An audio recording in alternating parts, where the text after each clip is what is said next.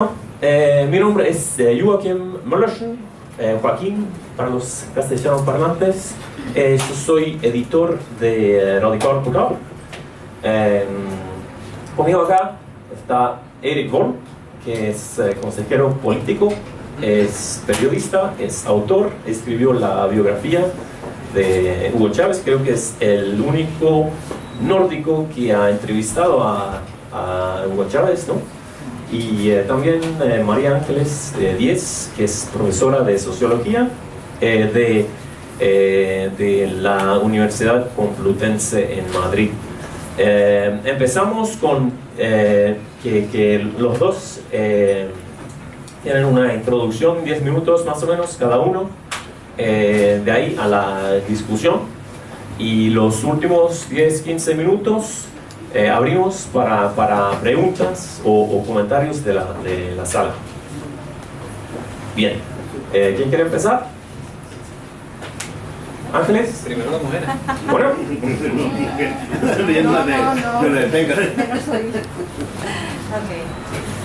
Bueno, por llevar un poco la contraria a Joaquín, creo que no se puede hablar de Venezuela, de la situación actual de Venezuela, sin ponerla en el contexto regional y en el contexto geopolítico. Sería absurdo pretender entender en qué situación se encuentra, si existe o no existe una crisis económica, sin hablar de cómo Venezuela, desde la presidencia de Hugo Chávez en el 99, se ha convertido en uno de los objetivos priorizados por el imperio estadounidense y sus socios de ataque a toda la región. Así que voy a empezar por ahí planteando que el caso de Venezuela, hoy en día Venezuela constituye el epicentro de los objetivos del imperio estadounidense, de apropiarse de la zona, de la región.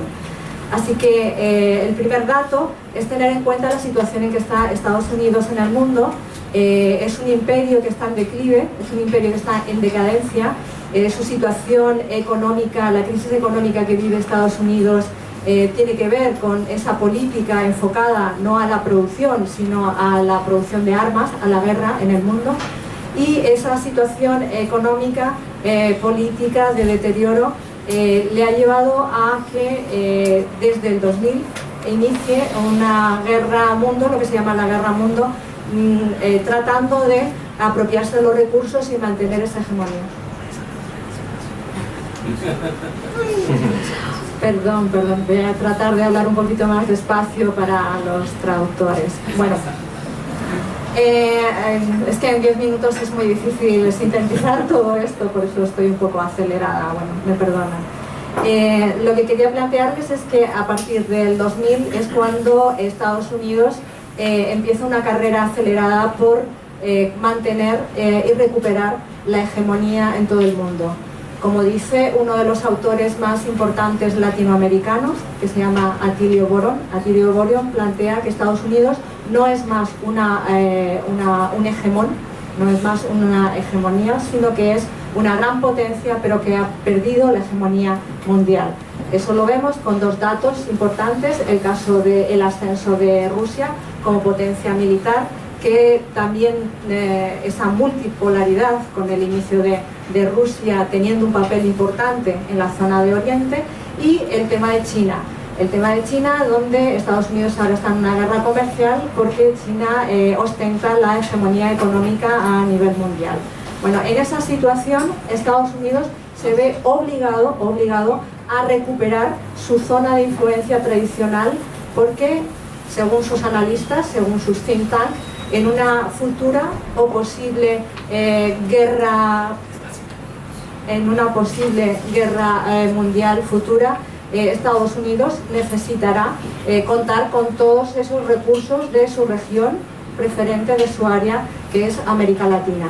En concreto, en el caso de Venezuela, sabemos que es uno de los países con más riquezas en la zona, es la primera potencia que dispone de los recursos energéticos del petróleo, las mayores reservas reconocidas de petróleo en el mundo, además de el tema del agua y toda una serie de minerales raros que están en la zona del Orinoco y en toda la franja del Orinoco. Así que Venezuela es uno de los objetivos prioritarios para recuperar la hegemonía de Estados Unidos en toda la zona y hacerse con el control de todos estos países. Bueno, dicho esto, plantear que vamos a hablar, como David ya ha planteado un poco la historia de Venezuela, no vamos a ir hacia allá, vamos a ir hacia la situación actual. En la situación actual, lo que está sufriendo Venezuela es lo que aparece documentado en un documento que se filtró a los medios, que se llama Freedom 2. Freedom 2 es un documento de Estados Unidos donde aparece la estrategia detallada de cómo derrocar el gobierno de Nicolás Maduro y derrocar el proceso revolucionario en Venezuela. En ese documento se especifica que un primer paso es la desestabilización institucional, atacar a las instituciones, acabar con el apoyo popular a las instituciones bolivarianas. Y para ello se sirve de la llamada oposición interna. Esa oposición interna que se convierte en grupos, como ya pasó anteriormente, si ustedes recuerdan, en Chile, por ejemplo, estos grupos que se convierten prácticamente en paramilitares o apoyan a la desestabilización en la calle, grupos de ultraderecha, creando violencia, una situación de riesgo y de peligro en las calles, al mismo tiempo que desde las instituciones la oposición venezolana, que está compuesta prácticamente por 20 partidos políticos, 20 partidos políticos que están totalmente divididos entre ellos, donde hay una parte que es la que más aparece en los medios de comunicación, que son partidos muy agresivos, muy radicales, no están dispuestos a luchar en la contienda electoral y llegar al poder pacíficamente, sino que se apoyan no solo en una financiación desde Estados Unidos, sino que se apoyan en esa violencia, en estos grupos violentos en la calle. Bueno, hubo un primer intento de derrocar por esa vía al gobierno de Nicolás Maduro.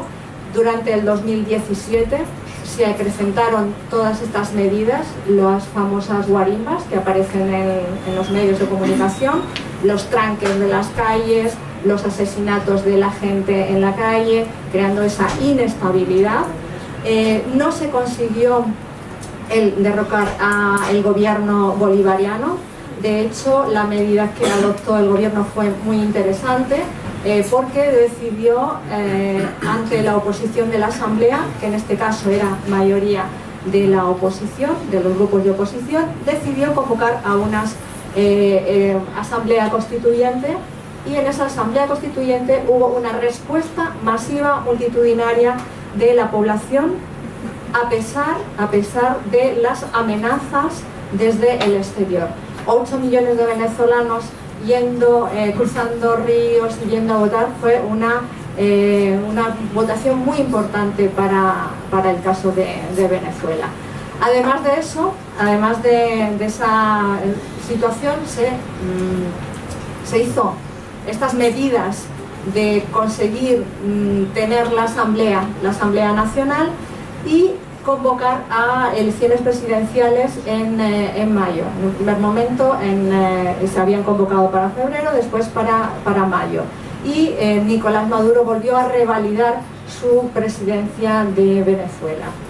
Todas estas situaciones han hecho que la oposición venezolana, muy fragmentada, haya una parte importante salido hacia el exterior.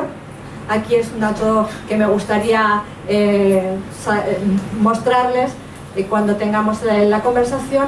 Hay una oposición económicamente muy importante, con mucho dinero, que está llegando a España. Según los datos que tenemos, están comprando y invirtiendo en el sector inmobiliario en España, en mi país, en una de las zonas más ricas de Madrid, y les puedo traer todos esos datos de cómo están invirtiendo en negocios y cómo están sacando todo ese dinero del país. Y además de esa situación con la oposición que está ya fuera, la mayor parte de la oposición está fuera del país, ha salido fuera del país. Ahora el siguiente paso después de esos documentos que aparecen ahí es generar lo que se llama la crisis humanitaria, ir favoreciendo una crisis humanitaria a través de la guerra económica que permita el habilitar mecanismos internacionales para una intervención armada directa en el país. Y para eso se está utilizando las organizaciones internacionales como la Organización de Estados Americanos, la OEA, y el Grupo de Lima, que se crea en Perú, después, donde hubo una asamblea latinoamericana, y esos grupos están actuando para, a través de los medios de comunicación, generar una imagen de que existe una crisis humanitaria en Venezuela y que es necesario intervenir. Eso es una construcción que se está haciendo desde estas organizaciones internacionales y desde los medios de comunicación y, por supuesto, apoyado con mucho dinero que viene desde Estados Unidos. Y como no quiero extenderme mucho, les voy a mostrar unos mapas de cómo la importancia que tiene la región latinoamericana para Estados Unidos. Todo eso son las bases militares de Estados Unidos y de la OTAN en América Latina y en el Caribe. Como ustedes verán, esas bases militares, no me estoy inventando ninguno de estos datos, tienen un gran papel a la hora de recuperar esa zona. Los tipos de intervención que se han dado en todos estos años están muy detallados. Es decir, hay un gran recorrido de cómo se hacen estas guerras de baja intensidad, entre comillas, baja intensidad, para acabar con los gobiernos que no son afines a Estados Unidos. Y vamos a ver cómo en los últimos años se ha creado esa militarización de la zona. Si ustedes ven este cuadro, que es muy interesante, todos los países latinoamericanos, especialmente el caso de Colombia o de Argentina, pero sobre todo de Brasil, han aumentado, han duplicado, triplicado sus inversiones militares. Uno de los pocos países que no ha caído en esa militarización es Venezuela, muy significativo esos datos. Todavía Venezuela y Ecuador, según el informe de Zayas de Naciones Unidas, es uno de los países que todavía invierte el 70% de su PIB en servicios sociales, cosa que no ocurre ni siquiera en Europa, no ocurre por supuesto en mi país. Esa es la situación que se está dando. Y bueno, ya para terminar, para no extenderme, todo esto lo tengo documentado con datos. Yo les invito a que revisen el informe del mandato independiente de Naciones Unidas de Alfred de Zayas. Es un informe interesantísimo donde explica con todo detalle cómo en Venezuela no existe una crisis humanitaria, existe una crisis económica que tiene que ver con la guerra económica inducida, con una inflación inducida, con un bloqueo que se produce desde Estados Unidos y desde los países de la zona, especialmente desde Colombia, para acosar y derrocar al gobierno por las vías ilegítimas de esta guerra económica. Lo que se está preparando en Venezuela es tratar de crear esa imagen de que existe una crisis humanitaria para favorecer la intervención armada. Eso hay que tener mucho cuidado porque es lo que se hizo en Libia, y los resultados de Libia a estas alturas podemos ver todos en qué se han convertido. Eso es una estrategia que también se produjo en Irak, utilizando a Naciones Unidas y a las distintas organizaciones internacionales para favorecer esa incursión militar. Así que luego, si quieren ustedes, podemos hablar precisamente de esa situación económica y, por ejemplo, el tema de la emigración. Cómo se está utilizando el tema de los datos. Nosotros consideramos que es una fake news, por todos los datos que hemos podido recoger, el que exista esa emigración de venezolanos que están huyendo de su país, aparentemente perseguidos, etc. Luego les mostraré unos cuadros avalados por distintas organizaciones de Naciones Unidas independientes, donde van a ver que todo esto forma parte de esa política de agresión y de injerencia en Venezuela. Gracias.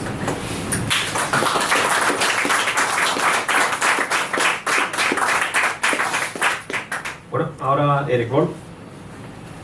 Bueno, entendí que mi tarea era hablar un poco sobre la oposición venezolana en la actualidad, y lo primero que se destaca en ese sentido, que se debe destacar, es digamos el caldo de cultivo bastante positivo que tiene la oposición venezolana hoy día.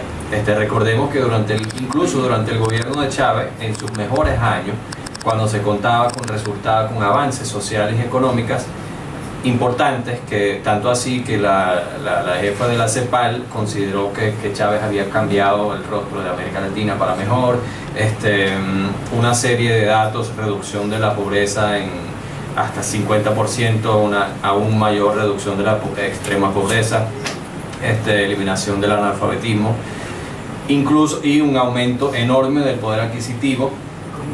Tanto así que con cierta razón se habló de un despilfarro durante el boom petrolero en los años de Chávez, pero aún así, en esas circunstancias, la oposición sacaba siempre en las elecciones una votación normalmente por encima del 40%. A veces incluso en esos mejores años para el chavismo, la oposición llegó a ganar las elecciones del referéndum del 2007 sobre la propuesta de constitución de Chávez.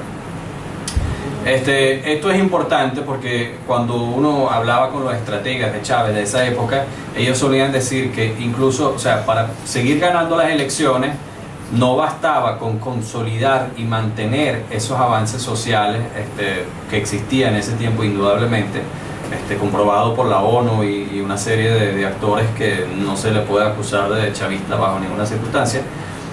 Pero no basta con eso, sino que tenían que siempre aumentar, expandir los programas sociales, ahondarlos, aumentar el poder adquisitivo, porque si no, la oposición iba a ganar tarde o temprano las elecciones.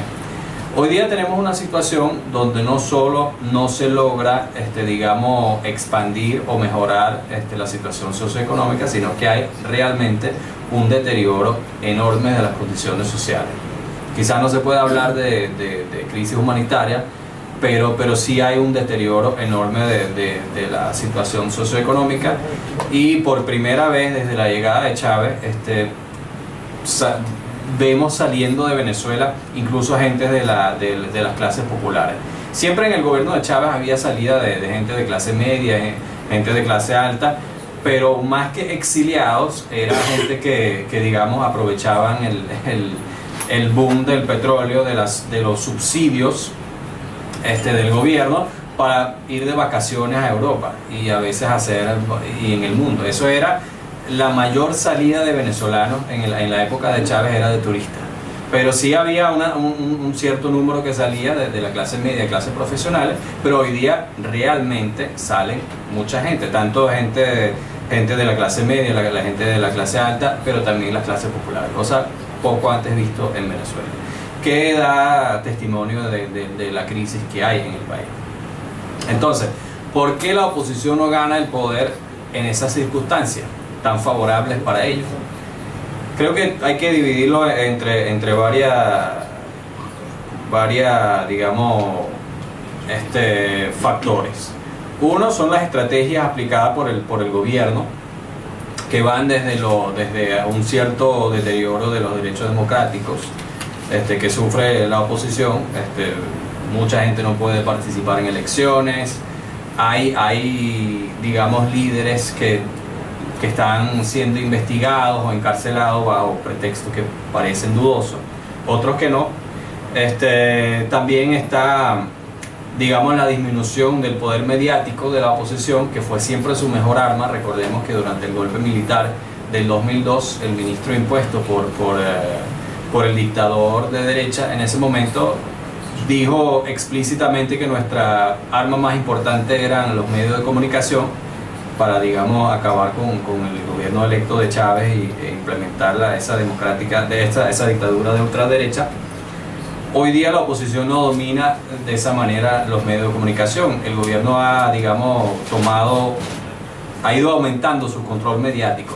Ahora, hay que matizar en eso, porque todavía la oposición en Venezuela tiene, digamos, acceso a medios de comunicación de gran alcance, más allá de lo que normalmente tienen movimientos de oposición en muchos otros países. O sea, no podemos hablar de que la oposición está totalmente amordazada ni nada por el estilo. De hecho, yo creo que en la mayoría de los países donde la izquierda es oposición en América Latina tienen muchísimo menos poder mediático de lo que todavía conserva la oposición en Venezuela. Pero no se asemeja a ese casi que monopolio mediático, esa hegemonía mediática que tenía la oposición o la derecha o la élite económica durante la época de Chávez. Entonces eso obviamente debilita a la oposición.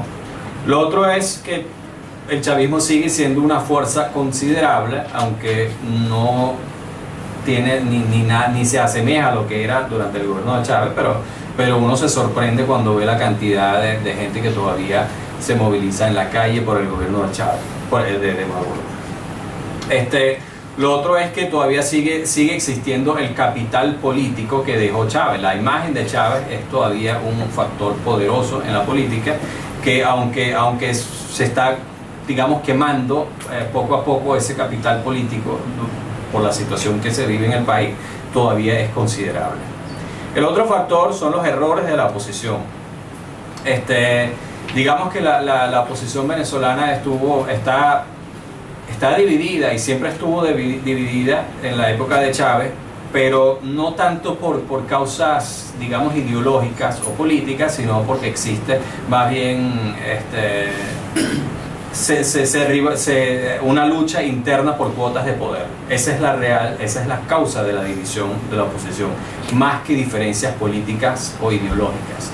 Por ejemplo, cuando el golpe de Estado, todos los partidos de 2002, todos los partidos de la oposición estaban unidos estaban apoyando el hecho de digamos, sustituir un gobierno electo de Chávez por una dictadura de derecha. No hubo ni una sola voz en toda la oposición, de los partidos de la oposición, que dijera, oye, no estamos apoyando a Chávez, pero tampoco apoyamos a una dictadura militar.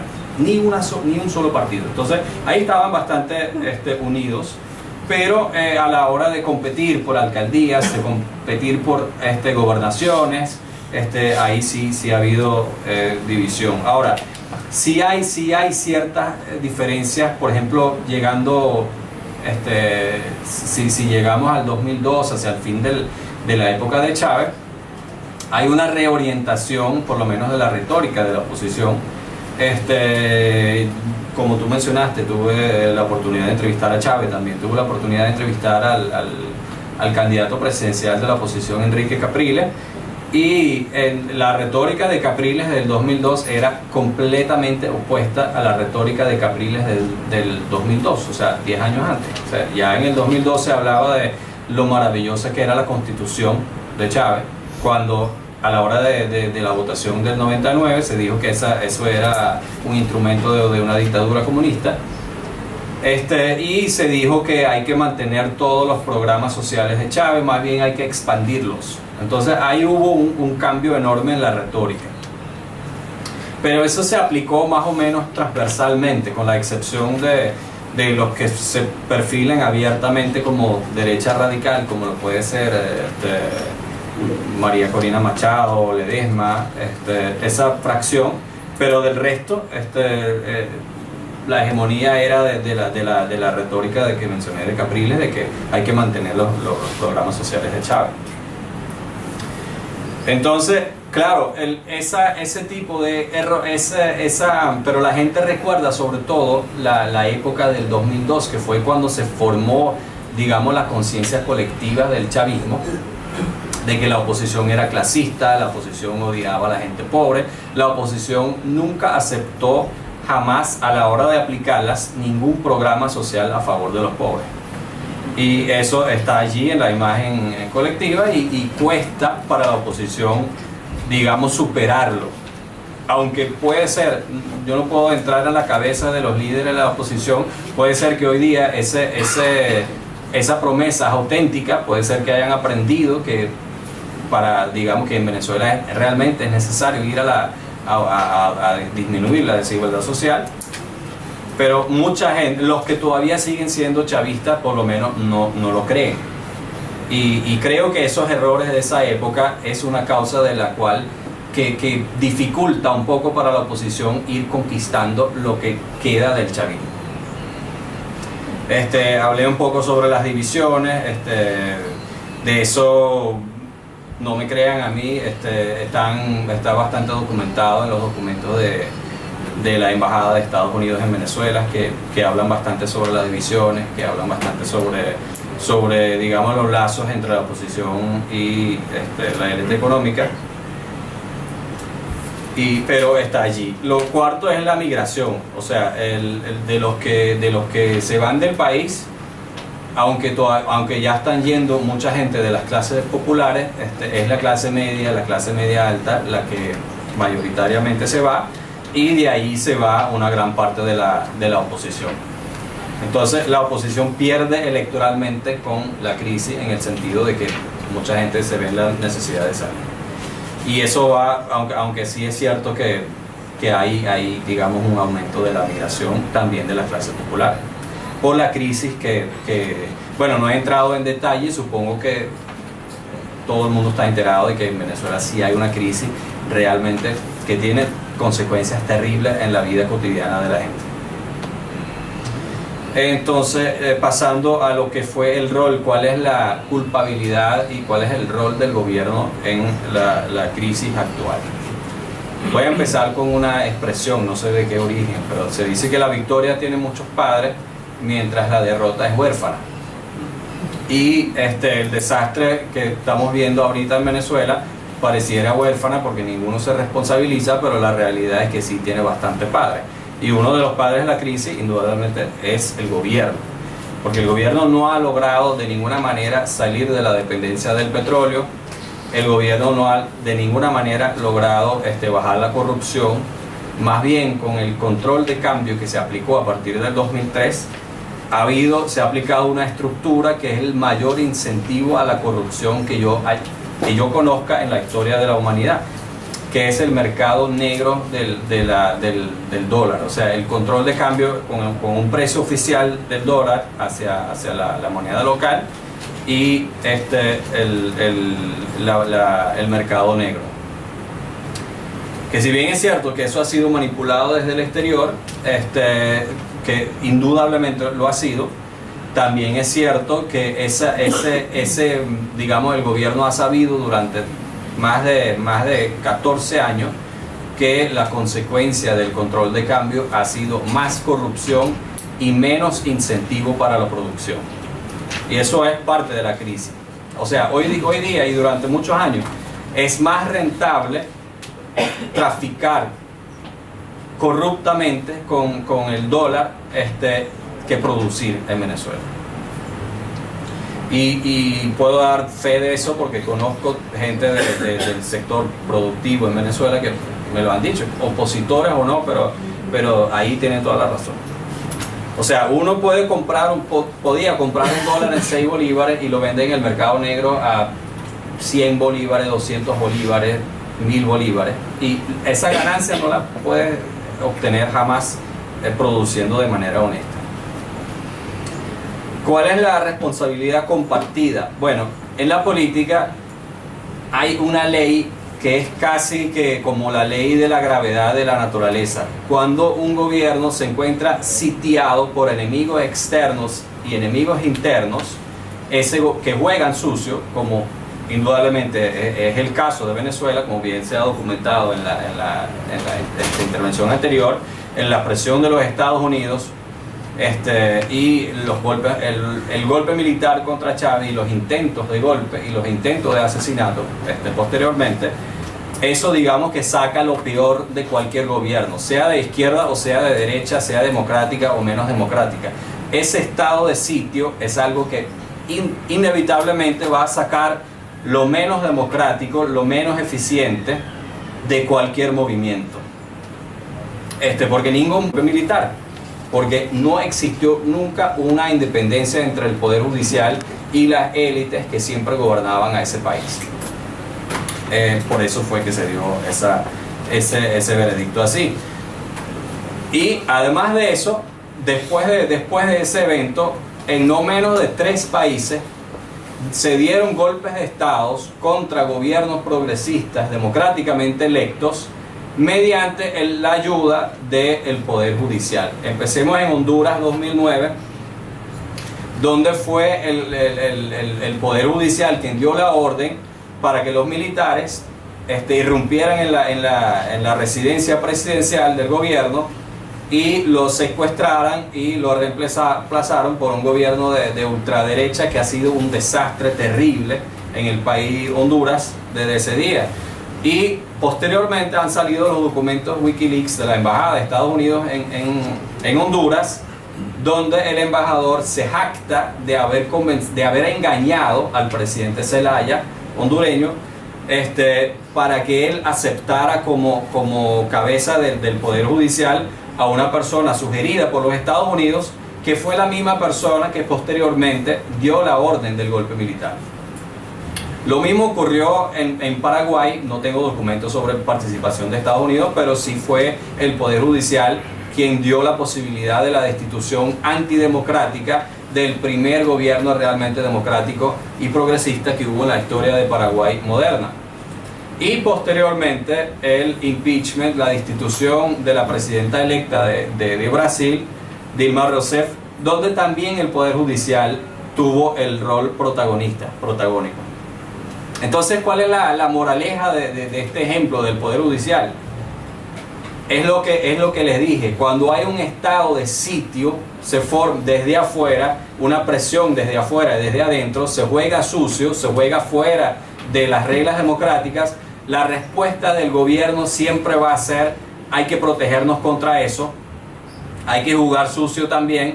¿Y cuál es el resultado? El resultado es nefasto, porque el resultado es esa falta de poder, de independencia del Poder Judicial, que lamentablemente existe en Venezuela, pero la cual yo no tengo una solución de qué forma se pudo actuar diferentemente.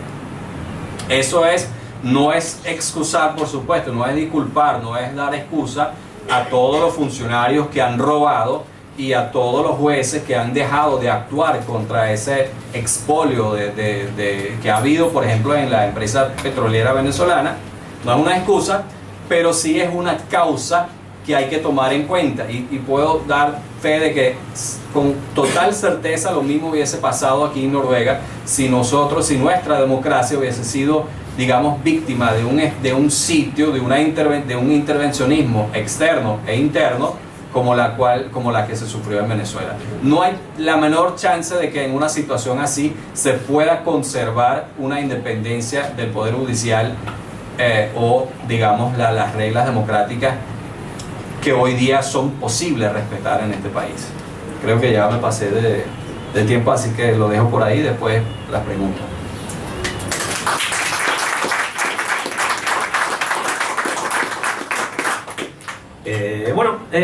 Quiero empezar con Ángeles. Estaban hablando los dos sobre la oposición. Mencionaste las guarimbas y la cooperación con los Estados Unidos. Y bueno, la oposición de la derecha no es unida, digamos, como se ha mostrado, obviamente, ¿no? Pero entonces, ¿de dónde se viene esa falta de unidad? Y bueno, ¿cómo lo es diferente la una parte de esa oposición y la otra, la de la izquierda, derecha? ¿Cómo se diferencia? ¿Los oposiciones diferentes o son una oposición realmente? Bueno, los medios de comunicación suelen trasladar a Europa la imagen de que existe una oposición venezolana al chavismo. Pero como bien ha explicado Eric, esa oposición no se diferencia entre sí por cuestiones ideológicas. Las únicas diferencias son diferencias relacionadas con intereses económicos concretos. De lo que estamos hablando es de una élite que ve su proyecto de vida se ve frustrado con el ascenso de Chávez a la presidencia. Así que, bueno, efectivamente, a lo largo de todos estos años sí que es verdad que se ha generado una cierta oposición que aparentemente es una oposición ideológica, pero podemos considerar que es una oposición, digamos, pacífica, ¿no? En el sentido de que ve la vía electoral como una vía para disputar el poder en las urnas. Pero eso no es generalizado a la oposición venezolana. La oposición venezolana es muy agresiva. A mí me recuerda mucho a lo que fue la disidencia en Cuba. Lo que ocurre es que en Cuba hubo una revolución armada y una gran parte de esas élites salieron fuera, se instalaron en Miami y desde Miami jugaron a hacer esa oposición muy beligerante con el gobierno de Cuba. En el caso de Venezuela hay esa oposición que por suerte no es mayoritaria, que sí que se está trasladando al exterior y que está reproduciendo en mi país, en España, se está convirtiendo en el foco donde, lo mismo que Miami en su día para Cuba, España está constituyéndose en ese núcleo que da soporte a esta oposición agresiva que está jugando un papel desde el exterior para acabar con el gobierno bolivariano. Así que podemos decir que realmente es una oposición muy sui generis, no es una oposición al estilo europeo o como estamos acostumbrados aquí. Es una oposición que no disputa el poder en las urnas democráticamente, es una oposición que en todos estos años, en estos 19, 20 años, hemos visto cómo ha actuado y que constantemente ha tratado de ganar en la calle lo que no le han dado las urnas, porque todavía el proyecto de Chávez, el proyecto bolivariano, sigue teniendo un gran apoyo, y me gustaría insistir precisamente en eso, en que la oposición está jugando en todos los campos, está jugando a hacer la guerra desde el exterior, está jugando a alimentar a todos estos grupos que se están generando de gente que no tiene muchos recursos y que no tiene tampoco mucha conciencia, jóvenes que ven cómo económicamente pueden obtener recursos haciendo esa guerra en las calles que fue las marimbas y las guarimbas, perdón. Y todo eso también lo estamos viendo, se ha reproducido este año en el caso de Nicaragua, por ejemplo, donde el prototipo, el modelo, ha sido el mismo modelo que se siguió en el 2017 en el caso de Venezuela. ¿Existe una oposición izquierda al chavismo? O al chavismo en gobierno, digamos, o otro chavismo, otros grupos políticos de la izquierda en oposición? Sí, yo creo que eso hay que también tenerlo en cuenta. Lo que ocurre es que, como bien explicábamos aquí, un país sitiado, un país acosado, un país en guerra, a veces no permite el gobierno que esa oposición que ha sido chavista, que sigue siendo chavista, que quiere lo mejor y que quiere un proyecto popular para Venezuela, no permite que tenga visibilidad, precisamente porque se encuentra en una situación de guerra. Pero al interior del chavismo hay distintas posiciones, distintas formas de entender cómo acabar con la corrupción, cómo tomar medidas económicas. De hecho, las medidas económicas que se están tomando ahora, que son muy importantes, el vincular el bolívar al petro, por ejemplo, que es una de las medidas más importantes para impedir el deterioro del poder adquisitivo de los salarios, vincular los salarios a esa moneda, a esos bitcoins. Ese tipo de medidas, parte del chavismo ya las estaba planteando hace tiempo, igual que medidas para controlar a la judicatura y a los jueces. Hay una crítica al chavismo dentro del chavismo, solo que en esta situación de guerra es muy difícil que aparezca y que se visibilice. ¿Hay una falta de democracia dentro de la izquierda, dirías? Bueno, depende de cómo intentamos la democracia. Porque estamos habituados a entender la democracia con que todo el mundo puede tener su opinión, tener su expresión en una situación, digamos, pacífica, legal. Estamos acostumbrados a la democracia tal y como la entendemos en nuestros países, donde todo el mundo se puede manifestar, puede hablar, pero eso no es la situación que se está viviendo en un país en guerra. Y en un país en guerra tenemos que plantearnos la democracia en otros términos. Bueno, Eric, mencionaste que bueno, que la derecha en general están apoyando al golpe, o al menos no están rechazando a la oportunidad o bueno, hubo un golpe en 2002 y después varios intentos, ¿no? Y como para mencionar dos protagonistas, Enrique Capriles tal vez es un poco más suave, ¿no? Y otro que es Leopoldo López, que es la cara dura de la oposición, ¿no? Pero sí, es así que toda la oposición de la derecha de importancia sí va a apoyar un golpe si hay un golpe mañana, ¿no? Bueno, primero que nada, en Venezuela no es que la oposición sea antidemocrática. O sea, en Venezuela, como en cualquier país, hay una oposición que es un cúmulo de millones de personas donde la gran mayoría tienen un pensamiento democrático. Ahora, yo me refiero, cuando digo que hubo consenso alrededor del golpe, hablo del 2002 y el golpe que hubo y los pronunciamientos y la voluntad de participar en esa dictadura que hubo de todos los partidos, pero eso no quiere decir que toda la oposición sea golpista. O sea, la gran mayoría de las personas que están en la oposición, las personas comunes y corrientes, quizás también los activistas, creo que quieren democracia y no una dictadura.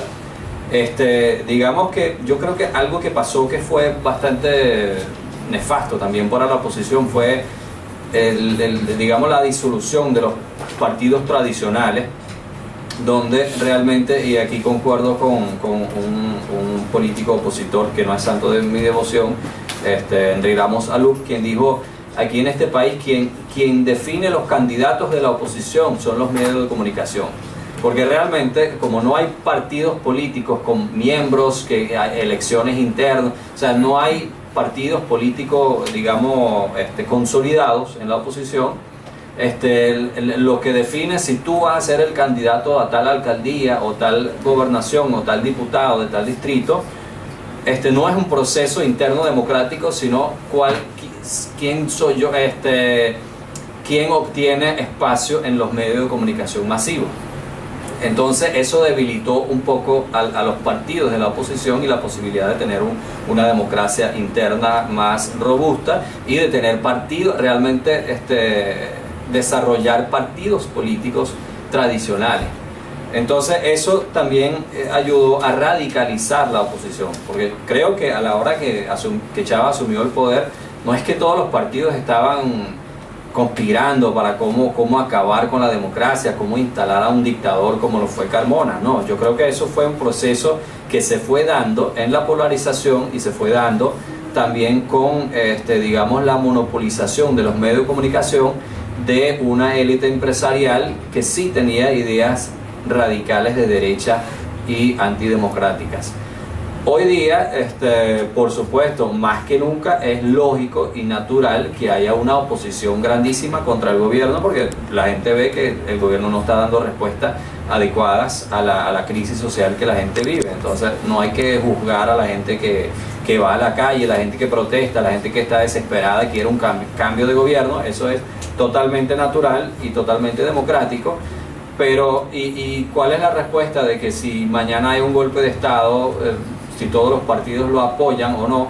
Oye, eso está difícil, pero por lo menos en la retórica se ve un cambio en los últimos años, donde, por ejemplo, figuras como tú mencionas, Capriles, dice que un golpe de Estado sería nefasto, hay que tomar el poder por la vía pacífica. Ahora, eso también puede tener, una causa puede ser el hecho de que Capriles en esa época era gobernador y tenía una base de poder, que quiere decir que en una circunstancia de un cambio de poder democrático, él estaría bien posicionado para ganar las próximas elecciones, porque tenía como plataforma una gobernación que le da plata, le da empleados y la posibilidad de hacer lo que también hacen los chavistas, que es aprovecharse de las estructuras del sector público para hacer sus propias campañas. Eso lo hacen los chavistas y lo hacen los gobernadores también, los que tienen gobernaciones y alcaldías. Mientras López no era un político con una base de esa forma, no tenía ninguna cuota de poder. Entonces, por eso es que López estaba más interesado en una salida violenta, mientras Capriles estaba más interesado en una, digamos, una transición, un cambio de gobierno por una vía más pacífica. Bueno, ¿cuántos personajes importantes de la derecha ahora están oponentes de la violencia en las calles de Venezuela? Y también quiero un comentario sobre la oposición de la izquierda. Ok, realmente no puedo decir digamos, de los líderes de la oposición quiénes están a favor y quiénes están en contra de la violencia. Creo que ahí han sido oportunistas. O sea, digamos, la tendencia es que a la hora de un golpe militar lo apoyamos. Después, cuando se excluye, cuando Chávez se consolida a partir del 2004 o 2005, cuando se veía que ya no había ninguna posibilidad de digamos, cambiar el gobierno por la vía militar, allí todo el mundo salía a decir, bueno, eso fue un error, ya no estamos a favor de esas soluciones, o nosotros nunca apoyamos a eso, aunque era bastante evidente que sí lo hicieron. Pero puede también haber sido un aprendizaje, no lo descarto, que haya sido un aprendizaje sincero y que alguno de esos políticos realmente, como lo hizo Chávez, dijo, después de un intento de tomar el poder por la vía militar, pasan a la política, digamos, no violenta. Eso puede haber pasado también en la oposición, en partes de la oposición venezolana, y no puedo decir con certeza quiénes son los que auténticamente creen en eso y quiénes son los que a lo mejor a la hora de una oportunidad violenta se aprovecharían de ello con mucho gusto. La oposición de izquierda por ahora sigue siendo marginal. Lamentablemente creo que una oposición de izquierda le haría bastante bien al país como está ahora, como digamos, también faltan tantos mecanismos de control en Venezuela, falta un poder judicial que controle la corrupción, falta un poder mediático que controle o impida la corrupción. Y si me permite 2 minutos de hablar o 1 minuto de hablar de los medios, lamentablemente por tomar esa postura como se hizo en el golpe militar del 2002, los medios de comunicación dejaron de ser una fuente creíble para gran parte del país, por lo cual cuando los mismos medios denunciaban casos de corrupción o de ineptitud por parte del gobierno de Chávez, y que las hubo y bastante, esa mitad del chavismo ya no creían en esos medios, ni siquiera cuando tenían razón. Entonces ahí los medios se convirtieron en un instrumento político de una parte del país, se convirtieron, digamos, en el protagonista de la oposición, pero dejaron de ser ese mecanismo de corrección, de impedir la corrupción, de impedir la actuación nefasta de funcionarios incompetentes, que es una función que debería ser la función principal de los medios de comunicación en un ambiente político ideal, pero por la polarización en Venezuela no hubo ese tal ambiente político ideal para nada. Bueno, vamos siguiendo. Quiero hablar un poco, antes de comenzar eso, la situación geopolítica, el rol sobre todo de Estados Unidos. No creo que haya mucha gente acá al menos que lo duda, ¿no? Pero es contextual, es así, y para el gobierno de Venezuela hoy es difícil cambiarlo, ¿no? Son fuerzas exteriores, ¿no? Entonces es por eso que realmente quiero hablar un poco más de lo que está pasando en el país y lo que pueden hacer también en el país, porque ningún chavista puede decir que Estados Unidos pare, por favor, y van a parar. Así es, ¿no? Pero quiero hablar un poco del rol del gobierno. Estados Unidos es Estados Unidos. Pero uno diseña su política en función de... Vamos. Entonces la situación hoy, hemos hablado de crisis económica, gente yéndose del país, etcétera, inflación, bla bla bla, y que muchos de los avances en los primeros 10, tal vez 15 años del chavismo se está perdiendo ahora, ¿no? Y bueno, quiero, Ángeles, preguntarte sobre bueno, el rol del gobierno de hoy y qué puede hacer y qué pudo haber hecho diferentemente para que la realidad de Venezuela hoy, de los venezolanos hoy, podría ser mejor.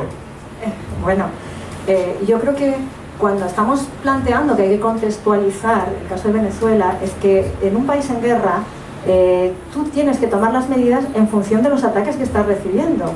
Porque si no, pensar que Estados Unidos no existe o que no existen los intereses de la oposición y hacer políticas o diseñar políticas obviando esa situación es totalmente absurdo. No llevan a ningún lado, no conducen a ningún lado. Entonces, eso como punto de partida.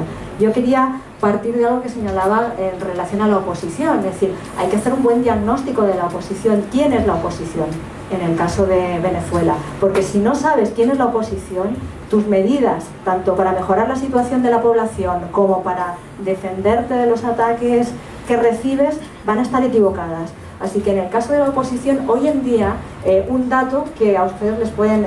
en la Cumbre de las Américas, que se celebró este año pasado, el propio Mike Pence, el vicepresidente de Estados Unidos, dice en esa cumbre textualmente que se ha reunido y que se está reuniendo con los líderes de la oposición. Dice, me he reunido con 4 valientes líderes de la oposición venezolana, grandes defensores de la democracia que se han visto obligados a huir de la patria o a enfrentarse por otra vía a Maduro. Esto 2 días antes de la cumbre. Está hablando de Julio Borges, Carlos Becchio y David Zulansky y Antonio Ledezma. Entonces, cuando estamos hablando de la oposición, realmente tenemos que contar a Estados Unidos, porque son parte de un actor fundamental en lo que pasa en Venezuela. Tú me dices, ¿qué podría haber hecho el gobierno? Efectivamente, todos los gobiernos sometidos a esa situación de sitio tienen que cometer errores. Como decía Eric, es natural que traten de defenderse, y más partiendo de la situación que partía Venezuela. No lo olvidemos. Venezuela partía de ser uno de los países más corruptos de la zona, con unos índices de violencia altísimos. Entonces tú partes de una situación, te haces con el gobierno, lo cual no quiere decir que te haces con el poder, te haces con el gobierno, y a partir de ahí tienes que construir un poder que te permita tomar medidas que apoyen tu proyecto político, un proyecto de las clases populares, un proyecto popular. Entonces, en ese proceso, efectivamente, se cometen muchos errores. Desde mi punto de vista, uno de los errores fundamentales es haber jugado o haberse creído esa historia de que por la vía democrática o pacífica se podía cambiar una situación de corrupción, de violencia, se podía doblegar a las élites económicas por esa vía pacífica. Eso es creer en las hadas o en... no existe, no ha habido ninguna situación en la que se haya cambiado el rumbo de un país a favor de las clases populares de forma pacífica, tranquila, sin que haya habido una resistencia brutal de esas élites que no van a permitir en ninguno de los casos perder poder económico y político. Eso, desde mi punto de vista, es uno de los grandes errores. Claro, también estamos hablando de un momento distinto, un momento histórico distinto, donde han caído los países del este, no hay una guerra fría, estamos en una situación en la que Estados Unidos también está interviniendo en Oriente, está desplegando todos sus efectivos para impedir que se le vayan otras zonas de influencia, y eso permite que en América Latina surjan gobiernos hastiados del liberalismo, sin ninguna posibilidad de sobrevivir en esas condiciones para las clases populares. Aparecen gobiernos como el de Ecuador, el de Bolivia, el de Venezuela, y gobiernos progresistas en Brasil, en Argentina. Todo eso empieza a ser revertido. Entonces, esa es la situación en la que se encuentra Venezuela. Medidas, bueno, desde mi punto de vista, creerse que a través del Estado de Derecho y una democracia al uso y al estilo occidental se iba a poder cambiar las directrices de ese país. A partir de ahí estamos con el tema de la corrupción, las medidas económicas. Venezuela se tuvo que rodear, porque no había técnicos, de una gran cantidad de políticos con poca experiencia en cómo transformar la administración, generar funcionarios que tuvieran espíritu funcionarial, que no estuvieran corruptos. No tenía economistas tampoco para ver qué medidas y qué modelos se podía seguir, qué medidas económicas. Eso es uno de los grandes problemas. Había muchos políticos en el gobierno de Chávez y pocos técnicos capaces de poner en marcha un Estado, con otros criterios. Bueno, yo sé que... Bueno, la pregunta creo que para muchos de la izquierda que ven la situación ahora en Venezuela, sobre todo la situación social, que mucha gente está sufriendo, ¿no? Y que ahora son casi 19 años con el chavismo en poder, ¿no? Y que después todo ese tiempo tenemos que aceptar que la situación actual, tenemos que decir que sí, eso es el precio para un proyecto radical, socialista, que sí así va a ser porque tenemos el poder grandísimo en el norte y que van a que van a hacer que ese poder va a hacer que la situación sea tan difícil que pueda, ¿no?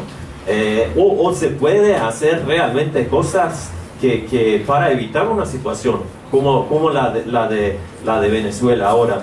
Eric mencionó la política de la moneda. Creo que es tal vez la política más criticada de la gente con más que apoya más el proyecto chavista, ¿no? Desde afuera al menos, ¿no? Bueno, y también para la izquierda, para gente que piensa que el proyecto en sí es algo bueno, hay que ver, bueno, dónde hicimos algo mal, dónde erramos, qué se puede hacer mejor mañana o cuando surge otra situación, ¿no? Similar. Bueno, lo que hay que ser es muy realista. Y para ser realista no se puede pensar en qué medidas se hubieran podido tomar, qué errores se han cometido. Yo creo que todos los procesos de cambio, de transformación de verdad revolucionaria, necesitan un aprendizaje de en qué momento histórico se dan y cuál es en el contexto en el que se dan. Y en el caso de la revolución bolivariana ha habido un aprendizaje muy importante. La pregunta es, ¿cómo es posible que haya sobrevivido un proyecto revolucionario durante 19 años? Esa es la pregunta. Si las clases populares venezolanas han sido capaces de soportar y sobrevivir a esa situación de crisis económica, a esa agresión durante tantos años, la pregunta es ¿qué cosas se han hecho bien? No la pregunta ¿qué cosas se han hecho mal? ¿Qué cosas se han hecho bien para que haya sobrevivido un proyecto en contra de la gran potencia estadounidense, de todos sus aliados y de una oposición interna tan violenta? Así que, desde mi punto de vista, lo que hay que hacer desde la izquierda es ver qué es lo que se ha hecho bien y cómo podemos aportar a ese proyecto. En este momento, claro, las medidas económicas, ese proceso de dolarización fue tan terrible que ha llevado a tomar medidas que desde mi punto de vista son muy importantes. Ahí, como no me puedo extender, yo les recomiendo un texto de Pascualina Curcio, no sé si conocen, sobre la guerra económica, donde explica cómo se ha producido esa guerra económica con todo detalle, cómo se asocia la hiperinflación, cómo se ha jugado con la moneda y ahora mismo cómo se están tomando medidas para hacer que la población no sufra ese proceso de hiperinflación, que es conectando una nueva moneda que es el petro, conectando el salario directamente al petro para que no haya un deterioro del nivel de vida de la gente, por más que haya ese juego inflacionario favorecido y fomentado desde Colombia, donde se están poniendo el precio de las divisas no en términos reales de la economía venezolana, sino en función de intereses que están jugando con el precio del dólar fuera de Venezuela. Así que es una medida fundamental. También hay otras medidas. Si queréis hablar un poquito sobre la percepción de Venezuela desde afuera y desde adentro y el rol de los medios de comunicación. Bueno, solo eso. Bueno, solo eso. Bueno, creo que me limito a lo que es la economía, la fragilidad de la economía, que es, o sea, la economía venezolana siempre fue frágil en el sentido de que por lo menos después del comienzo de la época petrolera, hubo muy poca producción interna, tanto industrial como agrícola, una gran dependencia de las importaciones, un porcentaje altísimo de la población viviendo en ciudades, pero sin un porcentaje semejante en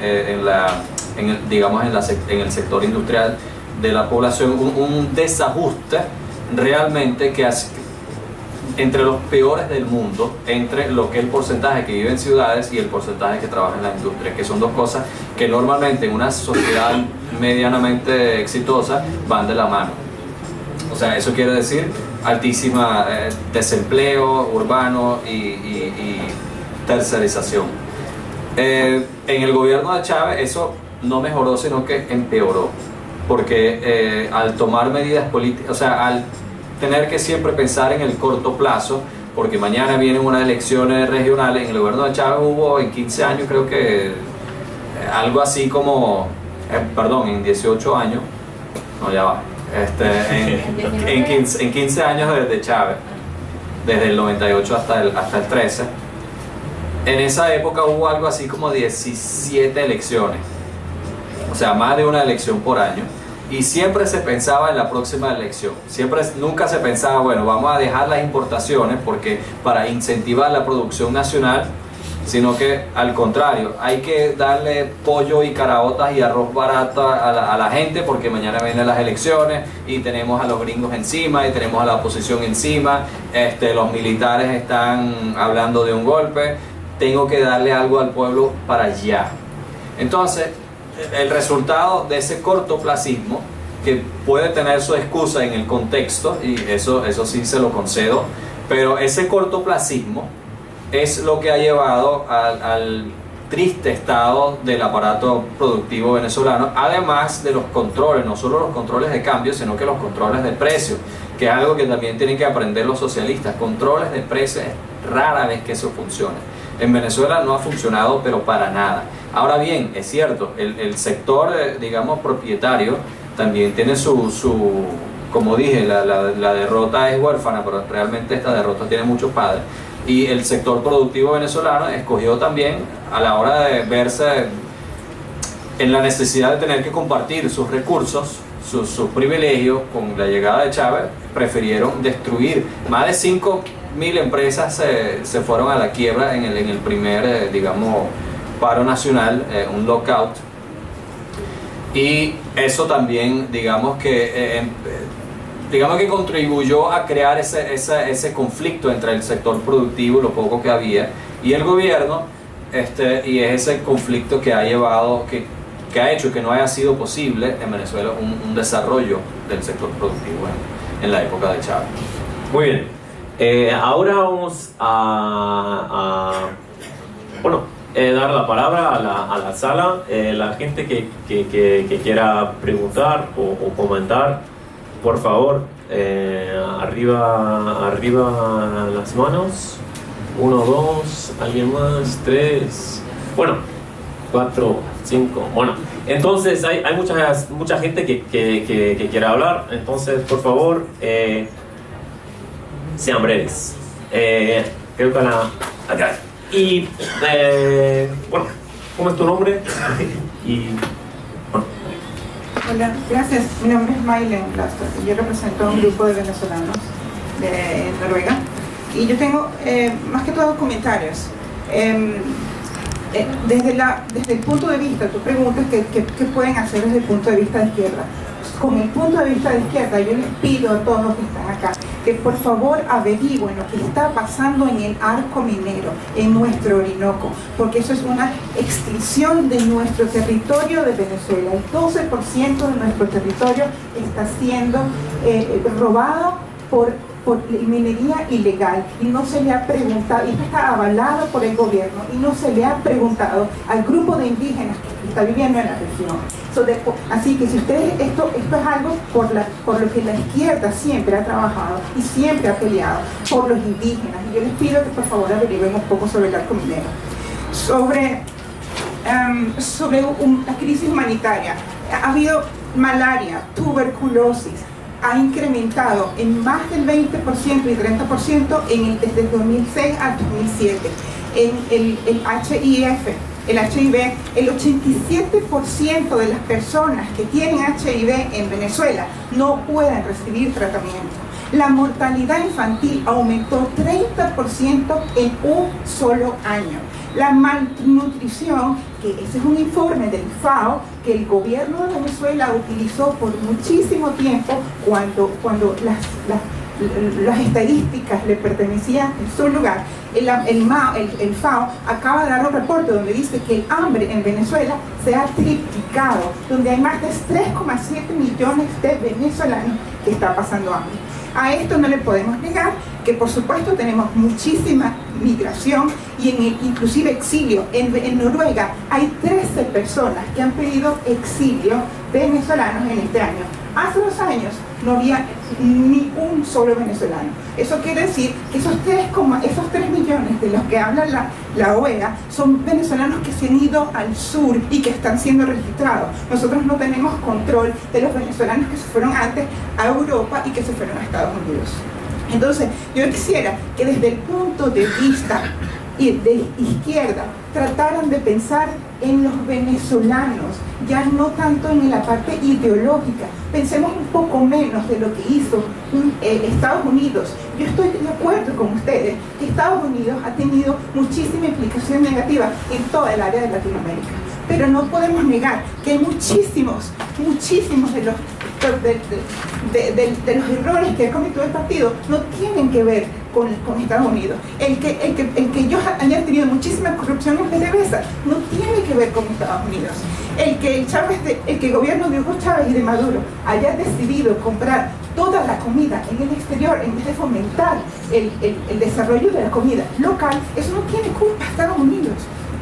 Que se hayan utilizado millones de dólares, como en el caso de Odebrecht, en producciones o en estructuras que nunca fueron realizadas y que nunca fueron terminadas y que no tuvieron seguimiento, eso no tiene que ver el Estados Unidos. Entonces yo quisiera que por favor trataran de hacer, porque ustedes son solidarios. Cuando yo leí su lego, ustedes son solidarios al pueblo de Latinoamérica, y yo les pido que por favor sean solidarios con el pueblo de Venezuela y no con el gobierno. Muchísimas gracias. Más una persona y después a Eric y Ángeles. Preséntate, por favor. Mi nombre es Sergio, soy miembro del Grupo Latinoamericano. Mira, yo en algunas cosas no estaba muy de acuerdo con Eric, sobre todo cuando hablamos de independencia de los poderes judiciales en América Latina. En América Latina nunca ha habido independencia de los poderes judiciales. Siempre los poderes judiciales en América Latina han estado fundamentalmente bajo los poderes del Estado, los poderes del imperio. Fundamentalmente los poderes de América Latina son poderes que están representados a través de Estados Unidos. El poder judicial en toda América Latina, sobre todo en el periodo de dictaduras militares, apoyó a las dictaduras militares. El poder judicial en Venezuela apoyó el golpe de Estado. Los poderes judiciales en América Latina fueron utilizados para los golpes constitucionales en Brasil, en Honduras, en Paraguay. Esos son los poderes de facto que tiene el Estado. Y por otro lado tenemos las Fuerzas Armadas, que son las fuerzas represoras, que si no hay, si el poder judicial falla, hay un poder intervenor que asegura el poder del imperio, que son las fuerzas militares en América Latina, que fue en el caso de Zelaya, en Honduras. Yo pienso que eso no podemos hablar de poder independiente judicial en América Latina, eso es mentira. Por lo menos así yo lo pienso. Por otro lado, cuando nosotros hablamos de organización de seguridad, yo pienso que somos una organización de seguridad que partimos fundamentalmente de una definición sobre el problema latinoamericano. Y nuestra definición es antiimperialista. Fundamentalmente, gran parte de la crisis en Venezuela, que puede ser en parte también una crisis de gobierno, pero también una crisis impulsada fundamentalmente desde afuera. Yo pienso que la oposición hoy día en Venezuela es una oposición totalmente rupturista. Es una oposición que de una u otra forma ha tenido las posibilidades de participar en soluciones para el problema venezolano y que normalmente se ha negado a eso. En que ha intervenido gente como el ministro de España, José Zapatero, como el mismo Papa, para poder darle una solución a la crisis venezolana. Esa solución no la ha aceptado la oposición, siempre se ha retirado.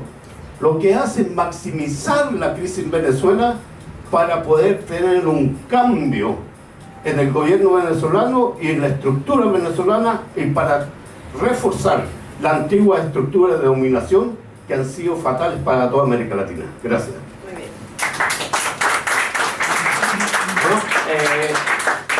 Listen also does not get Bonosh, or if anyone likes to say something in English, that's also possible. Hay gente que traduce acá. Bueno, ¿qué se hace para disminuir el sufrimiento de Venezuela, de la gente venezolana ahora? Ahora, ¿qué se hace? Informe del experto independiente sobre la promoción de un orden internacional democrático y equitativo acerca de su misión en la República Bolivariana de Venezuela. Este informe, avalado por la Asamblea General, ¿se oye? Sí, sí. Se oye. Por la Asamblea General. En una parte del informe dice: el 23 de marzo del 2018, el Consejo de Derechos Humanos condenó las medidas coercitivas unilaterales por haberse demostrado que las sanciones económicas causan muertes, agravan la crisis económica, distorsionan la producción y distribución de alimentos y medicamentos, constituyen un factor que impulsa la emigración y dan lugar a violaciones de los derechos humanos. El hecho de que Colombia se haya negado a suministrar los medicamentos antipaludismo que se habían pedido para combatir un brote de esta enfermedad en noviembre del 2017, y de que la comunidad internacional no haya condenado tal decisión, entraña una responsabilidad conjunta por la intensificación de la crisis. En este caso, los medicamentos, el gobierno bolivariano los tuvo que importar de la India, para que vean ustedes la importancia que tiene esto. Además, usted hablaba de los informes, sí, del informe de FAO, por ejemplo. Bueno, pues le podemos decir que según el informe de la FAO, cuando el gobierno bolivariano pidió ayuda para resolver algunos de los problemas de las enfermedades que estaban acuciando Venezuela, promovidas e inducidas por la crisis económica, la FAO misma negó esa ayuda precisamente por no considerar a Venezuela un país dentro de los que necesitaban esa ayuda médica. Así que en ese momento, cuando usted dice, bueno, la FAO está dando cuenta de que ha aumentado el hambre, las enfermedades, etc., al mismo tiempo hay que poner la contraparte de cómo esa misma organización está rechazando cuando el propio gobierno pide ayuda para resolver todos estos problemas. Así que todas las cosas tienen esa doble cara. ¿Qué se puede hacer? ¿Qué se puede hacer desde la izquierda? Bueno, es que es muy complicado resumirlo así, porque cuando estamos hablando de una situación tan compleja, con tantas aristas, desde la izquierda sobre todo se tiene, por un lado, sacar a la luz, visibilizar qué es lo que hay detrás, cuál es la lógica que mueve todo esto. Los medios de comunicación son empresas privadas, son grandes corporaciones, tienen intereses detrás, y aquellos que manejan los medios están favoreciendo, están alimentando la estrategia inducida de hacer que Venezuela caiga en una crisis humanitaria. Estamos de acuerdo en que hay una crisis económica, pero el objetivo es que caiga en una definición de crisis humanitaria que favorezca la intervención militar por los agentes externos. Desde la izquierda tenemos que denunciar esa situación e impedir por todos los medios que cuente con el consenso y la aceptación en nuestros países de que es necesaria una intervención humanitaria en Venezuela. Bueno, manos arriba, por favor. Solamente una. ¿Quién quiere hablar? ¿Quién quiere hablar? Eric, creo que tienes que responder al señor. Al señor y a los dos, creo yo. Bueno, pero que sea breve, por favor. Sí. Tan breve como ellos. No, es muy importante tu intervención y visibilizar el sufrimiento social que realmente hay en Venezuela, y no hay ninguna, no puede haber ninguna excusa ideológica por hacerse la vista gorda de lo que realmente se sufre en Venezuela hoy día. Y además muy bueno lo que dijiste sobre el arco minero, que va a traer consecuencias nefastas, y eso es un hecho, sea de izquierda o de derecha o del centro o lo que sea políticamente. Ahora, tampoco, o sea, también no hay que hacerse la vista gorda o negar la realidad de que las sanciones de los Estados Unidos que hay hoy día están diseñadas para empeorar la crisis, y de eso no existe ninguna duda. O sea, no hay ninguna forma de negar esa realidad. Hay unas sanciones que están diseñadas con el propósito de empeorar la situación. Esos son personales, no son contra el No, mi amigo, no son. Usted me permite. Eso es obvio, de eso no hay necesidad de ninguna discusión. Bueno, vas a tener que estar quieta ahora y te doy la palabra después. Lamentablemente, cuando Estados Unidos han hecho sanciones para favorecer a la gente, y no, eso es mentira. Pero lo que sí es cierto es que ese sufrimiento está allí. Lo otro, lo que es la falta de independencia de poderes. Lo que intenté decir era, sí, la oposición sí tuvo razón en denunciar la falta de independencia de poder, del Poder Judicial en Venezuela, sí tuvo razón en digamos, predecir las consecuencias nefastas que iba a tener esa falta de independencia del Poder Judicial en Venezuela en cuanto a corrupción. Lo que no es cierto es que se acabó con la independencia del Poder Judicial, porque esa independencia nunca existió. Ahí creo que el compañero Sergio no escuchó totalmente lo que dije, porque sí estoy de acuerdo que eso nunca existió, y la mejor prueba de eso era lo que aconteció en el golpe de Estado. Bueno, Creo que tiene que aclarar. Sí, una acotación, señor Bol, una acotación. En el golpe Más de cerca. Estado, golpe de Estado que hubo en Venezuela, hubo un pronunciamiento del ministro de la Defensa en cadena nacional, en la cual él dijo que el presidente de Venezuela había renunciado. Después de eso, la Corte Suprema de Justicia dijo que eso no fue un golpe de Estado, sino un vacío de poder. Entonces está bien justificado. Ese ministro, ese poder judicial que usted dice que es muy corrupto, sacó a un presidente, Carlos Andrés Pérez, por corrupción. Eso no hubiera ocurrido, eso no ocurrió ahorita. El presidente, para que la gente sepa, de la Corte Suprema de Justicia, es un individuo que fue condenado por crimen, por matar a su novia. Esa es la calidad de jueces que nosotros tenemos ahorita en Venezuela. Para darle unos comentarios que hizo la señora sobre las inversiones de los venezolanos en España, es muy cierto. Son inversiones hechas por chavistas en su gran mayoría. Existe, sí. El presidente de PDVSA. Le voy a dar espera. Que las inversiones de la familia de Capriles. Espera. Bueno, los Capriles toda su vida han tenido dinero. El hijo de Marino López. Sí. Bueno, sí, es que nosotros los venezolanos sabemos. Usted dice que la constituyente que se creó Venezuela después del Congreso para sustituirla fue votada por 8.400.000 personas. Eso es mentira, señora. Eso es falso. La misma compañía que tiene las máquinas, Smartmatic, dijo se fueron de Venezuela y declararon de que por lo menos hubo 3 millones de votos inventados.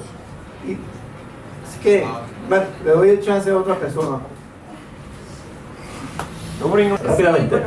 Rápidamente, simplemente que en un dato, tan solo en el barrio de Salamanca, que es el de los más caros de Madrid, se calcula que las compañías venezolanos en Madrid tienen más de 7.000 apartamentos de lujo, son de venezolanos. Y aquí hay un informe donde se habla de que todos estos, incluido por ejemplo el padre de Leopoldo López, la familia Capriles, es decir, las élites que económicamente han acumulado, ahora están encontrando en Madrid una fuente para hacer negocios. Y yo efectivamente les invito, porque realmente en el registro de la propiedad no solo funcionan muchas veces testaferros, es decir, gente española que compra a nombre de todos estos venezolanos, porque la mayor parte de estos venezolanos todavía no tienen legalizada su situación y por tanto en el registro no van a tener un dato fiable, aunque yo les invito a que vayan a verlo. ¿Qué es lo que está ocurriendo? Ahora hay una demanda de los venezolanos que se exilian en España para que se les reconozca el asilo y para que puedan tener la doble nacionalidad, sin pasar por los controles que otros emigrantes tienen. ¿Para qué? Para seguir haciendo todos estos negocios. Así que hay unos 280.000 venezolanos en España. La mayoría de estos venezolanos responden a gente que tiene económicamente una situación favorable, que han llegado a España porque no se llega en barco, se llega en avión y con unos recursos económicos, y ahora están pendientes de esa legalización, aunque hay muchos de ellos que ya están haciendo sus negocios en restaurantes y sobre todo negocios inmobiliarios, estos capitales. Sí, bueno, el tema de las sanciones. Ustedes van a comprobar que las sanciones de Trump y anteriormente de Obama no son solo sanciones individuales, significa sancionar a las compañías que hacen negocio con Venezuela. Y todas estas sanciones que bueno, están recogidas, son sanciones también económicas, hacia la moneda, hacia los intercambios que se hacen internacionales. Es un bloqueo en toda regla, son sanciones como las que se dieron se dan en el caso de Cuba o se dieron en el caso de Irak también. Esas sanciones unipersonales son minoritarias, van acompañadas de un montón de sanciones que tienen que ver con las transacciones económicas hacia Venezuela, y una de las más importantes con el tema de los medicamentos. Hay muchas compañías de medicamentos que no están vendiendo los medicamentos que requiere el gobierno venezolano, y esto está en los informes de Naciones Unidas. Dos comentarios breves. De la veracidad de que hay un montón de chavistas con propiedades en el exterior, multimillonarios robados, o sea, miles de millones de dólares robados, de eso no hay la menor duda. Si están en Madrid o si están en Miami o en París o donde sea, o en Aruba o Curazao o en yates o en lo que sea, pero de eso no hay la menor duda. O sea, es impresionante la cantidad de funcionarios que se han puesto la boina roja y dicho socialismo o patria o muerte, y con la otra mano robar a manos llenas mientras la gente está pasando trabajo. De eso no existe. La verdad es que eso afecta claramente a muchas empresas. Ojalá fueran unipersonales, porque no hay duda de que hay unos cuantos funcionarios de ese gobierno que hubiesen merecido que le quiten todas las propiedades que tengan en el exterior, y ojalá se haga eso. Pero infelizmente la realidad es que esas sanciones caen sobre toda la población venezolana, empeoran la situación social de toda la población, opositores, chavistas, lo que sea, y además de eso contribuye a lo que intenté explicar, ese estado de sitio donde no hay posibilidad, donde el diálogo fracasa, donde ambas partes juegan sucio y donde el pueblo en general está siendo víctima. Bueno, muchísimas gracias a todos los que vinieron, a Eric, a Ángeles, a Lab, bueno, a todos. Gracias.